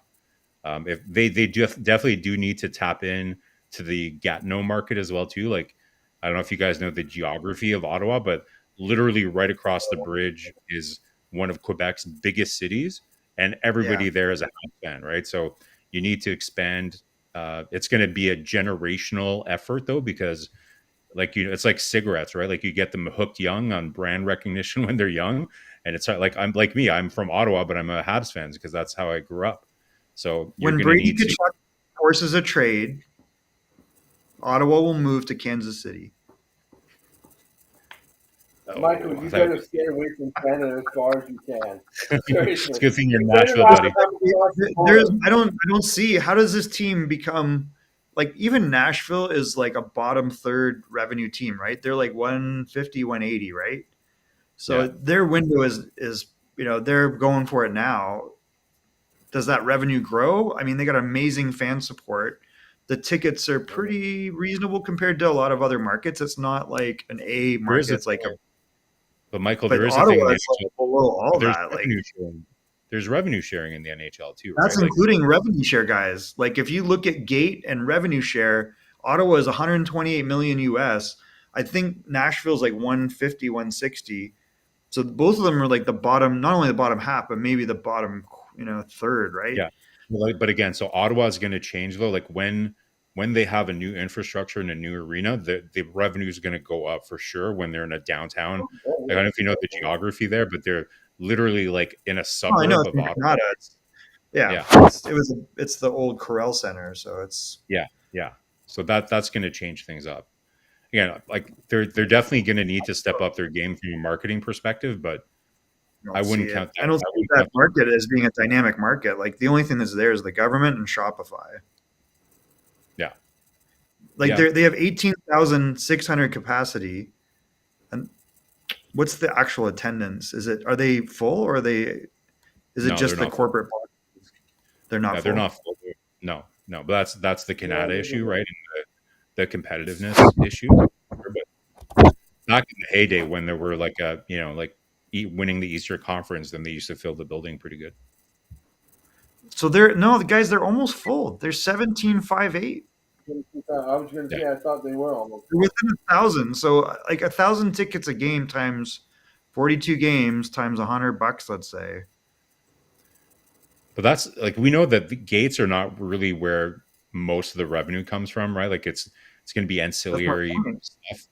Yeah. So again, I'm like to me like what's really going to increase the revenue though is having them in a different place. It's not just going to increase the gates, right? But it's going to increase the opportunity to generate other types of revenue in that market, right? Like just having bigger interest in the team, being able to kind of inspire a new fans in the area. Because again, the biggest problem is that like It's just people such a love small hockey. market, guys. Like that is a small market team, right? It's not even 1 million people in that area, I think.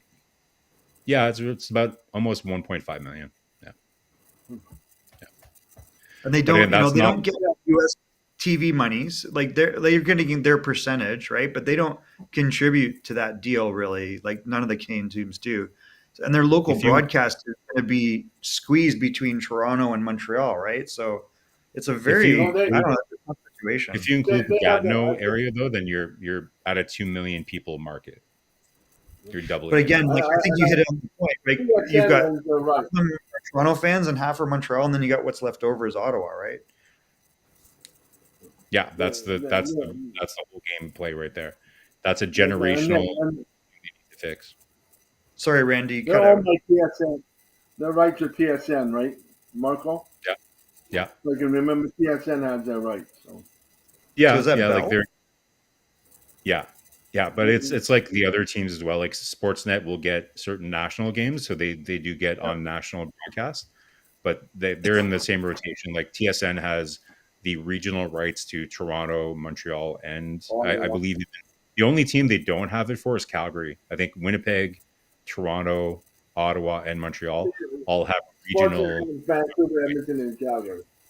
Yeah, I mean, we yeah, just gotta look at it realistically. If you look at Toronto, that's a city of over 7 million people. It might be 8 right now, right? Like you don't know the actual number, but it's like versus 1 million, and you're squeezing them on both sides with Montreal. Like I think if they stay, I don't understand how.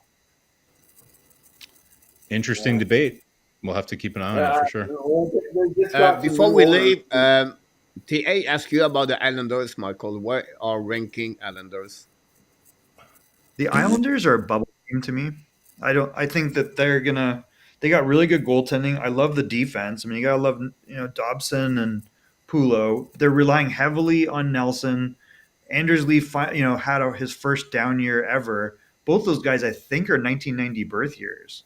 So that's like Yeah. they're 34, right? So they're getting up there. Barzal is great. Bo Horvat's a less than ideal number one centerman. So they're gonna have some challenges. I don't know. I think They're looking to it's move gonna be Pajot out. Yeah. They need to Michael, move somebody.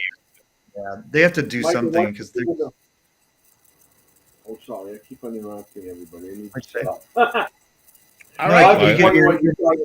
so What I a just great show wondering what you tonight thought to have of everybody in the Simon. chat. Going to stop at 2 hours. We're not going to go through that. We'll I be hear back what next Randy said. Though. Tuesday for another NHL night. Next Tuesday, we're going to talk about again the consider projection. We did only two division. Going to add more division next week. A little bit more projection for the upcoming year. So next Tuesday will be about the NHL next week. So hopefully all of you will be back. Until then, the last word, everybody. Let's start with Marco. Fun chatting about the NHL. Good roundtable. Lots of chatting back and forth. So, but thank you everybody for joining us. Fun talking about the NHL and stay here all summer and stick with us, and we'll continue kind of looking things over as things continue Well, you're evolving. playing us off, Coach. Can we talk over that or what? At least we just talk about the Buffalo Sabre tonight. So it was a good improvement. Can I want to say something before you play us off. So I wanted to say congratulations to Mike Frazier, was named the general manager today of the Everett Silvertips. And tune in tomorrow to the WHL and Everett Silvertips. I think you're going to hear something exciting. Meanwhile, talking about this, Michael, sorry if I change the subject, but the team USA, Finland, Sweden, Canada play the U17 start this weekend. July that's right. Is it? Yeah, start today. I thought it was August 4th. Start July 26th. They're going to start the game 28th. You can follow this on USA USA website on the TV live demand, and you can check on the Flow Hockey also if you want that. So for the next until August 6th, I believe, or August 4th, for 1 week. You're going to ask all the U17. That's a great way to learning more about those kind of players. Oh, this Get is to watch the more. Yeah. So this thanks is so the much, pre-tournament. Michael Devereaux. It was a pleasure. Hopefully see you next week and maybe one night. Randy, thanks again to join us tonight. Look forward to seeing you next time. And then Marco, of course, thanks to be with us tonight. Don't forget, everybody, we'll be back Sunday night with a weekly report with enough stuff. That's all. boys. Anything you want to add one more time before we go? Randy, we got to get Randy a mic. Yeah, absolutely, Yes. for sure. Randy have a You new guys night started doing it? laptop, by the way, so that's helping him about that one over there. So, You- Marco, have a great well, night. good night. Randy, have a good night. And Marco Devereaux, enjoy. We'll stay in touch with Marco for next Nice week. seeing you, and Marco. One night free. See you. Thanks, Thank you Bo. very much, guys. Have a good night, everybody. See you next time. Here we go, guys. Take Let's care, conclude guys. another great show of the Hockey National Show. Until the next time, my friend. You are awesome. You are amazing. You are the best. And remember, you have greatness inside of you. Of course, what a great fun night we got with Michael, Marco, and Randy. Until the next time again, be well, be healthy. Find a way not only dominate your day, but find a way to dominate the first, second half of what? I think RJ is going to set 2024. Hey, we go, guys. I'll be back Sunday night. Don't forget, I'm going to take 2 nights off. I'm going to create a couple of videos about the Montreal Canadiens. Don't stay tuned about this, some update. And I'll be back again Sunday night. Until then, the Hockey Nation Show, the Ab Nation, want to tell you one more thing. We love you, friends. See you Sunday night, everybody. Thanks for joining us tonight. Don't forget to click on the likes.